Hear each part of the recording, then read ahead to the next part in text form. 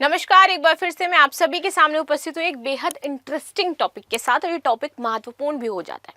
जैसे कि हमने देखा कि भारत और पाकिस्तान के बीच में जब ऑपरेशन सिंदूर किया गया तो उसके बाद से बहुत सारे ऐसे दुश्मन जो भारत के अंदर रह रहे थे उनको चिन्हित किया गया, उनको गिरफ्तार भी किया गया। इसी बीच एक जासूसी रैकेट का भी खुलासा हुआ, जिसके तहत आपकी ज्योति मल्होत्रा, नूह से और भी ज्यादा जो लोग हैं वो गिरफ्तार किए गए, जिसमें आपकी एक गजाला भी शामिल थी। इसके बाद ये शुरू हुआ कि भाई ये जो जासूस होते हैं, ठीक है, अब कुछ रॉ में होते हैं, उनकी अपनी कोई आइडेंटिटी नहीं होती। कुछ जासूस इस तरीके से बनाए जाते हैं, जैसे दानिश हेडक्वार्टर में थे और उन्होंने सिर्फ वीजा देने के बहाने इतने सारे लोगों को तैयार कर लिया कि आपको देश में रह करके देश के साथ गद्दारी करनी है और उसके बाद हमें क्या करना है, आप कुछ जानकारियां हैं वो मुहैया करवानी है, राइट। अब देखिए, अब जो रियली रॉ में जाते हैं उनको यहाँ पर डिनायबल एसेट क्यों बना दिया जाता है? किसी भी, अगर मैं जासूस की बात करूं तो why they don't have identity. और अगर कोई जासूस पकड़ा भी जाता है, मान लीजिए अब हमारे देश का कोई जासूस है, अगर वो पकड़ गया तो उस देश के जासूस जहां पर वो होगा वहां पर उस देश के साथ क्या कानूनी प्रक्रिया है कि उसे वापस भेजा जाएगा? क्या कोई लीगल ऐसी कार्यवाही है जो उस जासूस के लिए सरकार स्टेप लेगी, सेंट्रल गवर्नमेंट स्टेप लेगी और उसको वापस इंडिया लेकर के आएगी, या फिर सरकार सीधे पल्ला झाड़ लेगी कि भाई ये कोई नहीं है और हमें इससे कोई मतलब नहीं है, आपको जो इसके साथ करना है वो करें? फिर ये तो एक क्वेश्चन मार्क हो जाता है कि उस इंसान ने देश के लिए अपनी आइडेंटिटी खत्म कर दी, अपना परिवार छोड़ दिया, और जब वो पकड़ा गया तो उसने उसी देश ने उससे कह दिया कि हम इसको जानते नहीं है। तो ये दिस इज नॉट एथिकल। तो अब हम ये बात करेंगे कि आखिर ये जो जासूसी का पूरा जो चीजें होती हैं, कैसे इनकी रिहाई होती है, अगर पकड़े जाते हैं इनके साथ क्या कार्रवाई होगी, भारत में इसको लेकर के क्या नियम कायदे कानून है, इंटरनेशनल लेवल पर लेकर के इसके लिए क्या नियम कायदे कानून है, और इसमें कुलभूषण यादव का केस भी हम स्टडी करेंगे, ठीक है। और अगर वो छोड़े जाते हैं तो कैसे छोड़े जाते हैं। इसीलिए मैंने बोला कि ये टॉपिक आपका बहुत ही इंटरेस्टिंग टॉपिक होने वाला है, क्योंकि इसको लेकर के जानकारी हमारे पास बहुत कम होती है, और जब ऐसी कोई जानकारी आती है तो हमें पढ़ने में बहुत मजा आता है। एंड ट्रस्ट मी, ये वीडियो आप एंड तक देखेंगे तो आपको बहुत ही इंटरेस्टिंग लगने वाला है। शुरू कर लेते हैं। अब यहाँ पर शुरुआत कहां से करेंगे? तो पहलगांव आतंकी हमले के बाद जैसे कि बहुत सारे रैकेट्स का भंडाफोड़ हुआ, यहाँ पर लोगों को गिरफ्तार किया गया, जिसमें ज्योति मल्होत्रा का नाम सबसे ऊपर आया। कहा गया कि जासूस जो होते हैं उनमें एक ये ट्रिक उनको सिखाई जाती है, there is a honey trap. Honey trap ऐसा नहीं कि हमेशा पुरुष ही होंगे, हनी ट्रैप महिलाएं भी हो सकती हैं, जैसे कि ज्योति हुई, जैसे कि गजाला हनी ट्रैप हुई, जहां पर दानिश ने गजाला को बोला कि हम आपके साथ शादी करेंगे बशर्ते हम शादीशुदा हैं, लेकिन हम आपसे प्यार करते हैं, बस क्या करना है आपको, अकाउंट में 20,000 रुपए भेज दिए उनके और कुछ इंफॉर्मेशन है वो निकालनी है। इस तरीके से this is called the honey trap. Jyoti Malhotra के साथ क्या हुआ, यही सेम उनके साथ किया गया। उनके पर्सनल संबंध थे, इसके बाद उनको किसी भी तरीके से पाकिस्तान बुलाना, हेडक्वार्टर वहां पर बुलाना, और जैसे ही वो पाकिस्तानी हेडक्वार्टर पहुंचती हैं और पाकिस्तान पहुंचती हैं उसके बाद से ही वो सरकार की नजर में आ चुकी थी और उनके पीछे जो टीम है पूरी लगा दी गई थी। तो मुझे लगता है इसके बाद से जो अभी थोड़े बहुत छुपे हुए लोग होंगे ना, जो इस तरीके से जासूस होंगे, अगर सोशल मीडिया के थ्रू वो जासूसी कर रहे होंगे या इन्फ्लुएंसर होंगे, तो वो शायद अब इस तरीके की एक्टिविटीज पोस्ट करना थोड़ा सा कम कर देंगे, राइट। चलो, तो इन लोगों को हनी ट्रैप किया जाता है, साथ ही वो अपने लोगों को भी दूसरे मुल्क भेजता यहाँ पे रहा है ताकि खुफिया जानकारी उस तक पहुंच सके। तो ये तो पाकिस्तान का काम है जो इस तरीके से करता है। कई बार जासूस पकड़े भी जाते हैं और विदेशी जेलों में खौफनाक मौतें होती हैं, क्योंकि जासूस जिस बुरी तरीके से टॉर्चर किया जाता है ना, यू कांट इमेजिन। आपने वो जो टीवियों में देखा है ना, मूवी सीरियल्स ये जो आपकी आती है, उसमें जो आपको दिखाया जाता है ना, दैट इज ट्रू, ऐसे ही उनको टॉर्चर किया जाता है और उनकी मौत वहां पर हो जाती है। ना सरकार पूछती है, ना वो अपने परिवार से मिल पाते हैं, और ना ही उनके साथ कोई बहुत अच्छी चीजें होती हैं। तो अब अगर वो पकड़े जाते तो क्या इसको लेकर के कोई संधि नहीं है इंटरनेशनल लेवल पर? क्या कोई कानून नहीं है इनका? और जो जासूसी को यहाँ पर रेगुलेट करता हो तो ग्लोबल स्तर पर इसकी हालत क्या है, सबसे पहले ये शुरुआत करेंगे एंड देन फिर ग्लोबल से होते हुए हम इंडियन पे आएंगे। जासूसी को लेकर के इंटरनेशनल लॉ में स्थिति थोड़ी पेचीदा है, क्योंकि ये उन काम सब्जेक्ट्स में से है जिनके बारे में कानून अक्सर चुप रहता है। इसके बारे में खुल करके कोई भी देश कभी बात नहीं करता है, because they are like assets, और जो उनके प्राइवेट एसेट्स होते हैं जिनको खुल करके कभी सरकार कहीं लेकर के नहीं आएगी। उनके पास नॉर्मल पासपोर्ट्स होते हैं, उनके पास कोई डिप्लोमेटिक पासपोर्ट नहीं होंगे, नॉर्मल जिंदगी वो दूसरे देशों में जी रहे होंगे और अपना काम वहां पर कर रहे होंगे, इसीलिए खुल करके कोई भी इनके बारे में बातचीत नहीं करता है, ठीक है। गुमनामी की जिंदगी जीना, जबकि असल दुनिया में इनकी भूमिका बहुत बड़ी होती है। कैसे पता कि भाई जो सर्जिकल स्ट्राइक हुई इन इंडिया, तो वहां पर क्या सरकार ने धन्यवाद बोला कि हमारी जो खुफिया स्रोत हैं वो बहुत ही मजबूत है और उन्होंने हमें जो जानकारी दी सटीक जानकारी थी। कहाँ से आई वो जानकारी? तो ये हमारे जो खुफिया स्रोत पाकिस्तान में काम कर रहे हैं, जो एजेंट्स पाकिस्तान में काम कर रहे हैं, ये उनके द्वारा किया गया और उनको सरकार से वाहवाही मिली। लेकिन क्या उनका नाम लिया गया? कभी नहीं। क्या उनका चेहरा दिखाया जाएगा आपको? कभी नहीं। लेकिन बहुत बड़ी भूमिका रही उनकी। ठीक है, क्योंकि हर देश अपनी सुरक्षा का अधिकारी है और लिहाजा इस काम को एक नेसेसरी एवल की तरह ही देखा जा रहा है, तो जो गलत है लेकिन जरूरी भी है। तो कहते हैं कि ये गलत काम है लेकिन बहुत ज्यादा इंपॉर्टेंट है हर देश के लिए, अपनी सुरक्षा के लिए। सरकारें अपने लोगों को ट्रेड करके दुश्मन देश में प्लांट करती हैं और कई बार ये पकड़े भी जाते हैं, तब इनको कोई जो खास छूट है वो भी नहीं मिलती है। यहाँ तक कि देश की सरकार उन्हें बचाने से भी बचती रहती है, क्योंकि सामने आके कहती नहीं कि हमने जासूस छोड़ रखे हैं। लेकिन जासूसी क्योंकि युद्ध और डिप्लोमेसी का जरूरी हिस्सा माना जाता है, तो जिनेवा कन्वेंशन में इस पर कुछ बहुत जरूरी बातें कही गई हैं। इस पर जानेंगे इनको छोड़ा कैसे जाता है।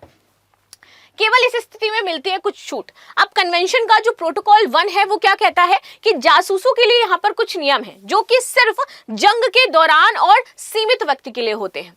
मसलन अगर कोई सैनिक दुश्मन के इलाके में वर्दी में जाता है, तो अब आपको याद आएगा कि एक सैनिक था हमारा जो गलती से बॉर्डर पार हो गया था, ठीक है, अभिनंदन, अगर आपको याद हो, तो उनको जिनेवा कन्वेंशन के थ्रू वापस इंडिया भेजा गया था। राइट, वर्दी में जाता है और जानकारी इकट्ठा करता है तो वो जासूस नहीं कहलाएगा। तो यहाँ पे कहा गया कि अगर कोई व्यक्ति वर्दी में गया है देश की अपनी और दूसरे बॉर्डर में चला गया है, वो भी जंग के दौरान, तो वो जासूस नहीं कहलाएगा। वो स्काउटिंग ड्यूटी पर है और उसे कैदी के रूप में सुरक्षा देगा वो देश, उसके साथ कोई भी अभद्र व्यवहार नहीं करेगा।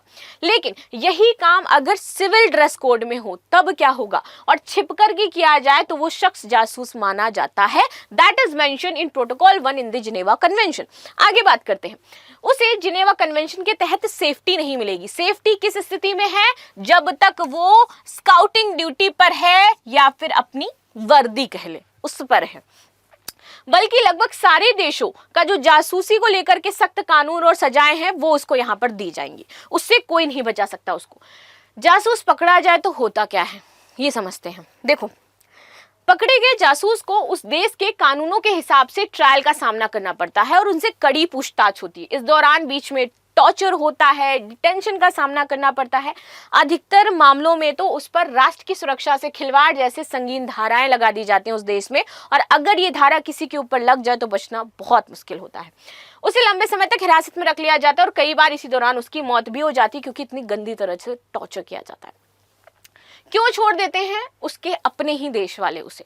यहाँ पर एक ट्रीटी के तहत, एक ट्रीटी नहीं बोलना चाहिए मुझे, शायद बोलना चाहिए कि एक टर्म के तहत, टर्म होता है डिनाबिलिटी, और डिनाबिलिटी टर्म से अवगत करा करके उन्हें पूरी तरीके से चीजें बता करके तब इस फील्ड में उनके पास पूरी स्वैच्छिक इच्छा होती है कि आप इस डिनाबल टर्म के साथ किसी देश की जासूसी करना चाहते हैं।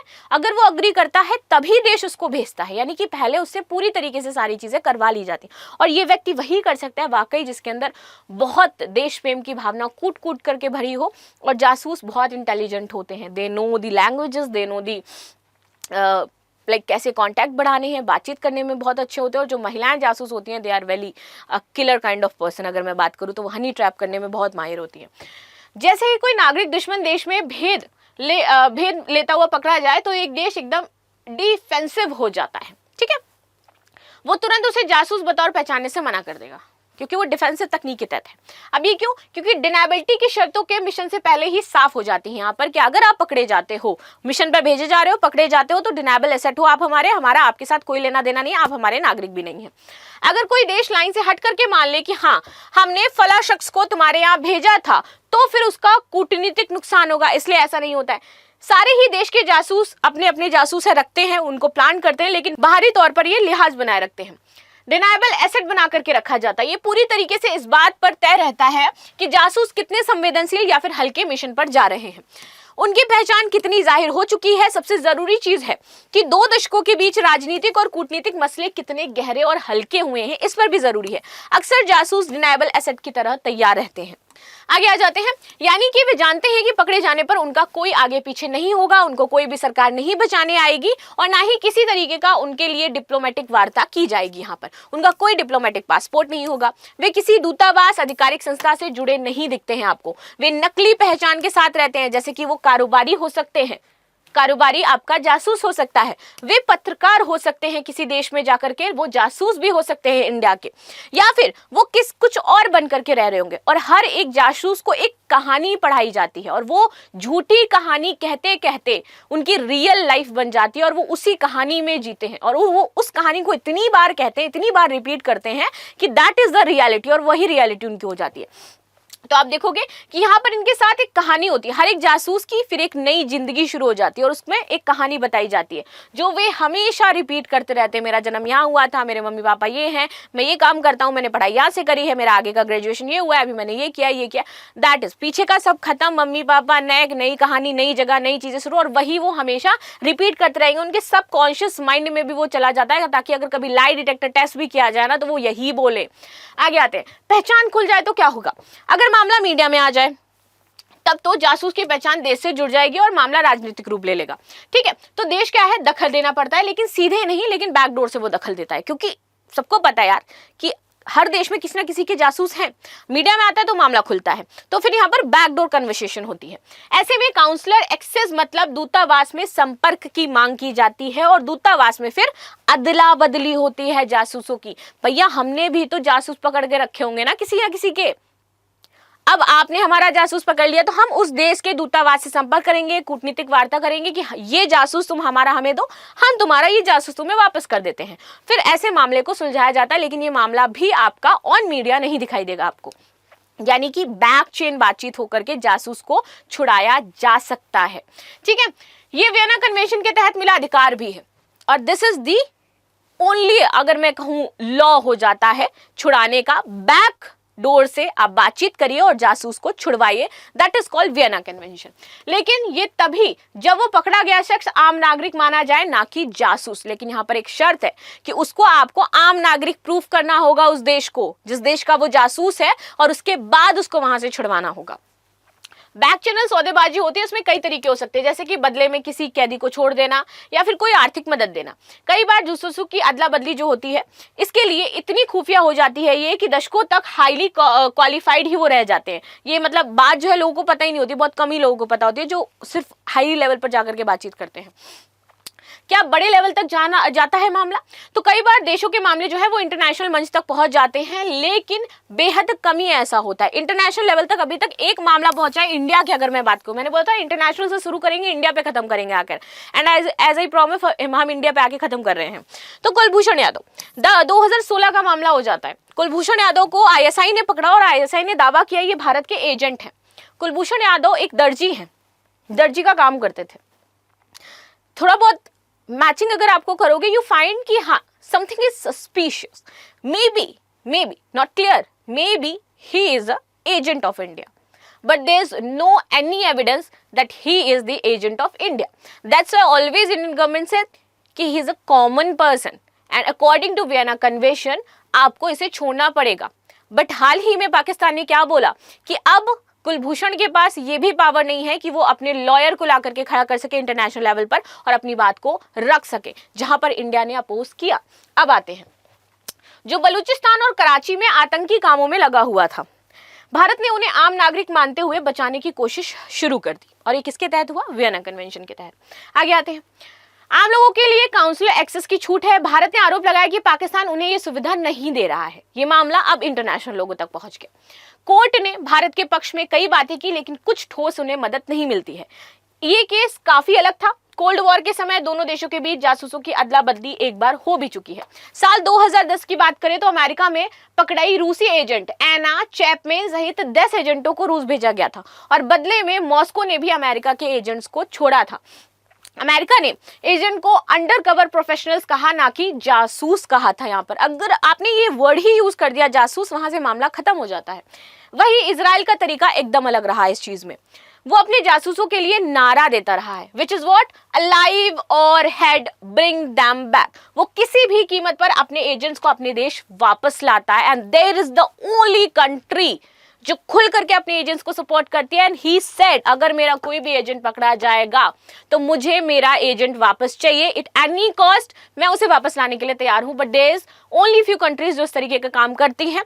In this list India is not mention, India के साथ ऐसा नहीं है। But Israel that's why Mossad को पावरफुल माना जाता है कि उसका जो खुफिया सिस्टम है that is very strong all over the world. And यहाँ पर वो अपने एजेंट्स के लिए बहुत ही ज़्यादा, अगर मैं कहूँ कि वहाँ की जो गवर्नमेंट है बहुत ही ज़्यादा डिवोटी है, बिकॉज उनका जो भी मार्केट या फिर जो भी चीज़ें चल रही हैं इंटरनेशनल लेवल पर वो एजेंट्स के थ्रू यहाँ पर हो रही हैं। तो उनका यही रहता है अलाइव और डेड। उनका कहना है कि मुझे मेरा एजेंट चाहिए, अगर आपने उसको मार दिया है तो भी मुझे इजराइल में वापस चाहिए, अगर वो जिंदा है तो भी मुझे इजराइल में वापस चाहिए, bring them back in any cost, और मैं उसे ला करके रहूंगा, और is the only country is Israel. ठीक है, तो आपको शायद अब पता चला होगा कि इंटरनेशनल लेवल पर जो अलग अलग देश हैं वो किस तरीके की ट्रिक्स अपनाते हैं और इंडिया वहां पर कहां स्टैंड करता है। तो ये थी न्यूज जो हमने डिस्कस करी, मे भी आप लोगों को इंटरेस्टिंग लगी होगी। अगर आपको ये अच्छी लगी है आपने कमेंट जरूर बताइएगा इसको लेकर के, आपकी क्या राय हो जाती है, क्या आपका कभी मन रहा है कि भाई मैं रॉ में जाऊं, वो भी मुझे बताना है, क्योंकि बचपन में सपना होता है लोगों का, मेरा सच में बहुत है, बट मुझे नहीं लगता कि कोई मुझे बुलाएगा। If there is any connection ना प्लीज़ मेरी बात वहाँ तक पहुँचा दो, क्या पता मेरे को हायर कर लिया जाए। खैर, तो क्लास को यहीं पर एंड करते हैं, मिलते हैं नेक्स्ट क्लास में, तब तक के लिए धन्यवाद। लाइक शेयर सब्सक्राइब करना बिल्कुल भी ना भूलें, and thank you so much.